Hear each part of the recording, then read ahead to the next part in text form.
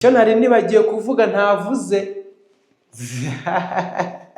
Ndabizi ko arufite amatsiko yo kucyumva. Aha, mwamaze kumva ijambo rivuga ngo back young girl. Ongera usubire umukobwa ukiri muto.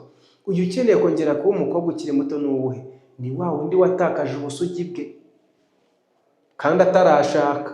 Umugabo akaba ari uvuga ni sheri ko twakundanye umbwira ni rwose nyamutware wanjye nyamara tuzabikurikirana twashakanye nkaba mbona uri umugore ubyaye 7 byagenze bite? Dore banga ngiri ni Cafe Mikeya. Mukorere surprise umutungure asanga uri isugi. Karongera kakegeranya imyanya nyibarukiro yanyu cyangwa se karongera kakegeranya igitsina cy'umudamu kikongera kikegerana. Nubwo waba ubyaye imbyare 5 cyangwa 10 urongera ukegerana, hamwe hari harafungutse ameze gutya, inzira zarabaye nyabagendwa zirongera zikegerana. Umugabo nubwo yaba ari umugabo musanzwe mubana, mu gihe wakoresheje Cafe Mikeya aratungurwa, aravuga ngo iyi sugi nayikuye.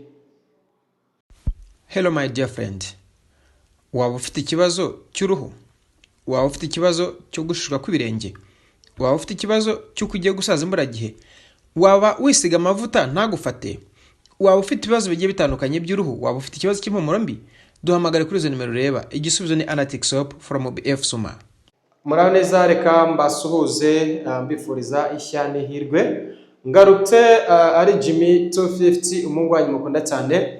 Uyu munsi nje kuganira namwe kuri product yitwa Femikeya. Iyi ni product nziza yagenewe abadamu cyangwa se abamama muri rusange. Ushobora kwibaza ngo Femikeya ni iki?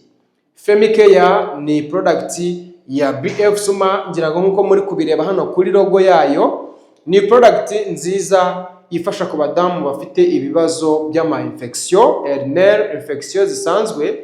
Ngira ngo murabizi ko infection ziba mu byiciro bibiri, kandi ama infection ni indwara mbi cyane.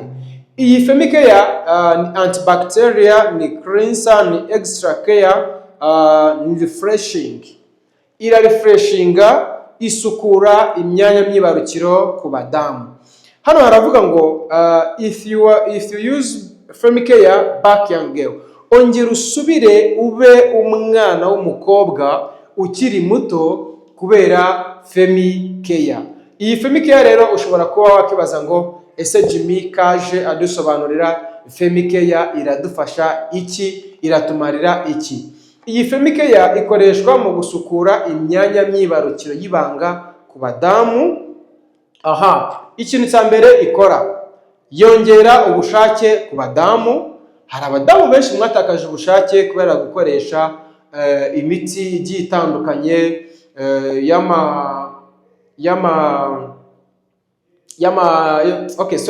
abantu benshi bakoresha imiti iyi ngiyi yo kuboneza urubyaro, sibyo? Ugasanga yagize ubushake buke, nta kibasha kumva yakita ku mugabo we. Hari n'abadamu usanga bafite impumuro mbi mu myanya myibarukiro, ugasanga rwose kubera impumuro mbi, kubera ama infection, kubera ibya bibazo bigiye bitandukanye, mbese ntabwo ubasha kunezeza umutware wawe, ntabwo ubasha gushimisha boyfriend wawe.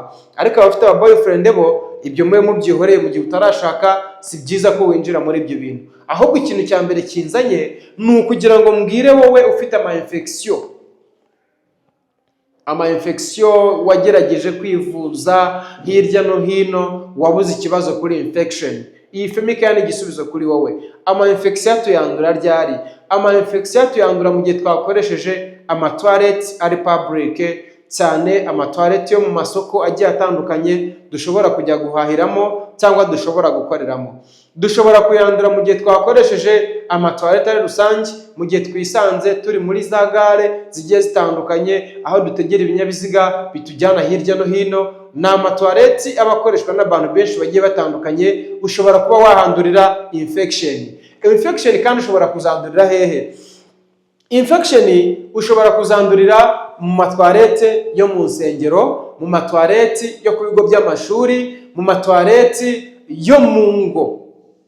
Birashoboka ko iwawe mu rugo cyangwa iwacu mu rugo hashobora kuba hari umuntu umwe urwaye infection, akajya kwihagarika muri ya toilette yo kwicaraho, nanjye ndarangiza nkagenda nkicaraho. Mwibuke ko ya bacteria cyangwa ya virusi ntabwo igipfa gupfa ya infection, ariko by'umwihariko birabujijwe ko umudamu utwite cyangwa se umwana w'umukobwa, umudamu agomba gukoresha toilette zo mu kabare.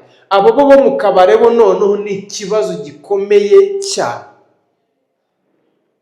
Ahandi hantu hanyuma ama infection ashobora kwandurira ni mu mibonano mpuzabitsina idakingiye, ariko Femicare irahari nk'igisubizo cyawe. Ngwino tuyiguhe, ngwino uyikoreshe utandukane n'ama infection. Ndabizi ko hari abantu benshi mwagize amatsiko yo kuvuga ngo ngaho fungura utwereke. Ndumva gufungura kari silver karafunze, ariko reka wenda nze ngutera amatsiko.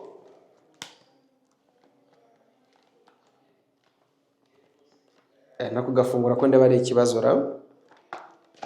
Reka nze ngutere amatsiko.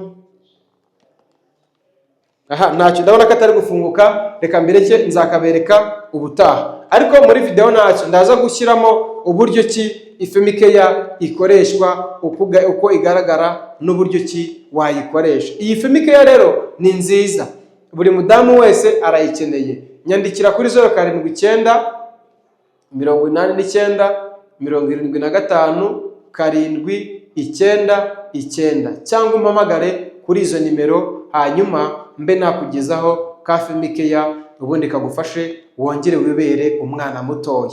Icyo nari nibagiye kuvuga ntavuze ndabizi ko wari ufite amatsiko yo kucyumva. Aha, mwamaze kumva ijambo rivuga ngo back young girl, ongera usubire umukobwa ukiri muto. Uyu ukeneye kongera kuba umukobwa ukiri muto ni uwuhe? Ni wa wundi watakaje ubusugi bwe kandi atarashaka. Umugabo akaba ari uvuga ni ni sheri ko twakundanye umbwira ni rwose nyamutware wanjye, nyamara tuzabikurikirana twashakanye, nkaba mbona uri umugore ubyaye 7, byagenze bite? Dore ibanga ngiri ni ka Femicare. Mukorere surprise, umutungure asanga uri isugi, karongera kakegeranya imyanya myibarukiro yanyu, cyangwa se karongera kakegeranya igitsina cy'umudamu kikongera kikegerana. Nubwo waba ubyaye imbyaro 5 cyangwa 10, urongera ukegerana. Hamwe hari harafungutse ameze gutya, inzira zarabaye nyabagendwa, zirongera zikegerana. Umugabo nubwo yaba ari umugabo musanzwe mubana, mu gihe wakoresheje ka Femicare aratungurwa, aravuga ngo iyi sugi nayikuye. Agasashi kamwe k'ubusugi batubwira ntabwo gasubiraho, yego, ariko Femicare irongera ikagusubiza kuba isugi. Ibanga nta rindi, tugane muri BF Suma. Nimero nabahaye ni 079 89 75 799. Murakoze, mugire umunsi mwiza, mugire ibihe byiza, ndabakunda cyane. Yari Jimmy 250. Ciao ciao.